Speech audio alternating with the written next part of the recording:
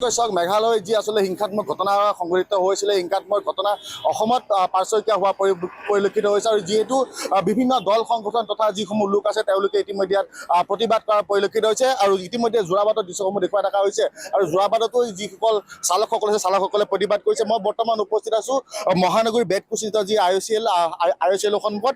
এইসকল যি আচলতে নৰ্থ ইষ্ট মজদুৰ ইউনিয়ন সংঘ আছে তেওঁলোকে ইয়াত প্ৰতিবাদ কৰা পৰিলক্ষিত হৈছে, কিয়নো তেওঁলোকৰ কেইবাটাও দাবী আছে। তেওঁলোকৰ দাবীসমূহৰ বিষয়ে আমি জানিব বিচাৰিম। দাদা, কি আপোনালোকে কেনেকুৱা ধৰণৰ দাবী লৈছে বা কি কি কৰিব বিচাৰিছে আপোনালোকে? আমাৰ দাবী এটাই দাবী, আমাক সুৰক্ষা লাগে। আমাৰ ইয়াৰ পৰা চালকসকলে ইয়াৰ পৰা লোড লৈ পেলাই যেনেকৈ মেঘালয় যায়, আজি নহয় বহুত দিন আগৰ পৰা তেনেকুৱা আমাৰ ওপৰত যদি তেখেতৰ ব্যৱসায় নচলে অনাজ চলে কি বুলি কয় মেঘালয়ত আমাৰ গাড়ীৰ ওপৰত ৰাতি ডাকাইত চুৰ ড্ৰাইভাৰক কেতিয়াবা হাত কাটিছিল, কেতিয়াবা চকু ফুটাই দিছিল। তথাপি আমি তেখেতলৈ আলোচনা কৰিবলৈ আমি সমাধান কৰিবলৈ আমি চলি আছিলোঁ মেঘালয় গভৰ্ণমেণ্টৰ লগত আলোচনা কৰি পেলাই, কিন্তু তেখেতৰ উৎপাত বাঢ়ি আছে।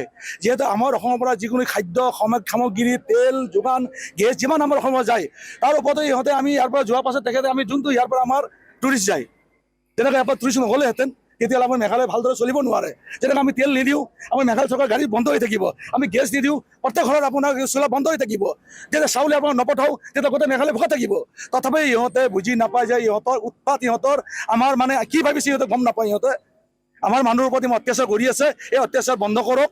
আৰু আমি সকীয়াই দিব বিচাৰিছোঁ আমাৰ মজদুৰ হ'ল বা সাধাৰণ জনতা হওক আমাৰ ওপৰত আমাৰ অসমৰ মানুহৰ ওপৰত অত্যাচাৰ নকৰক। তাৰ বাবে আমি যোনটো ঘটনা ঘটি আছিল তাৰ এখেতক আমি এতিয়া বন্ধত আমি আহিছোঁ আৰু যেতিয়ালৈকে আপোনাৰ সমাধান নহয় তেতিয়ালৈকে আমাৰ বন্ধ হৈ থাকিব। কি কি আপোনালোকৰ তেল গেছ কি কি চলাচল বন্ধ কৰিব? আমাৰ তাত তেল আছে, তেল ডিজেল পেট্ৰল কেৰাচিন গেছ, এই চাৰিখন আপোনাৰ পদাৰ্থ আমাৰ পৰা যায়। আমি টোটেলি আমাৰ বন্ধ ৰাখিছোঁ এতিয়া বৰ্তমান। আজিৰ পৰা বন্ধ ৰাখিছে? আজিৰ পৰা বন্ধ হয়। কি ক'ব কি কি আপোনালোকে मेघालय से बात कीजिए, आप क्या क्या सामान बंद करके रखा है? हम लोग अपना डीजल पेट्रोल और गैस गाड़ी नुमलीगढ़ बोगाईगांव, अभी बोगाईगांव ये वाला एरिया नहीं बंद है, गारो हिल्स अभी बंद नहीं है, लेकिन गारो हिल्स भी कल से बंद हो जाएगा। अगर मेघालय गवर्नमेंट हम लोग का बात नहीं सुनता है, हम लोग का सुरक्षा नहीं देता है, मेघालय गवर्नमेंट से बार बार बातचीत होता है, वहाँ का लोगों से बातचीत होता है, उसके बाद भी हमारे आदमियों को वहाँ जाने के बाद मारना पीटना ये जारी है। और एक महीना में हम लोग को बाजा के जैसा जब मर्जी तब वो लोग बजा देता है। हम लोग कोई बाजा नहीं है कि हमको कोई बजा देगा, हम लोग चुपचाप बैठने वाला आदमी नहीं है।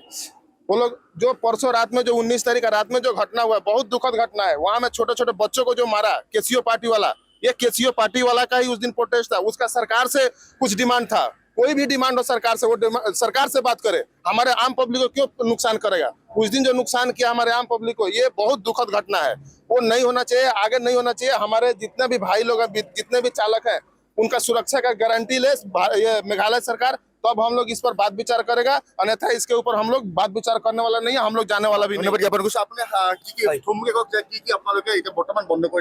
আমাৰ এতিয়া এক নম্বৰতে আমাৰ তেল গেছ কেৰাচিন ডিজেল পেট্ৰল গেছ আমি প্ৰত্যেক বন্ধ কৰিছোঁ। আৰু আজি আমি গম পোৱা হিচাপত আজি যোৰাবাটৰ পৰা আমাৰ বাকী বাহিৰৰ পৰা যিমানখিনি সামগ্ৰী অনা মানে ট্ৰাক চালকে হওক চব গাড়ী আজি যোৰাবাটৰ পৰা মেঘালয় ৰোডত কোনো গাড়ী সোমাব দিয়া নাই। অলৰেডি গোটেইখিনি ছাপ্লাই মেঘালয়ৰ বন্ধ আছে।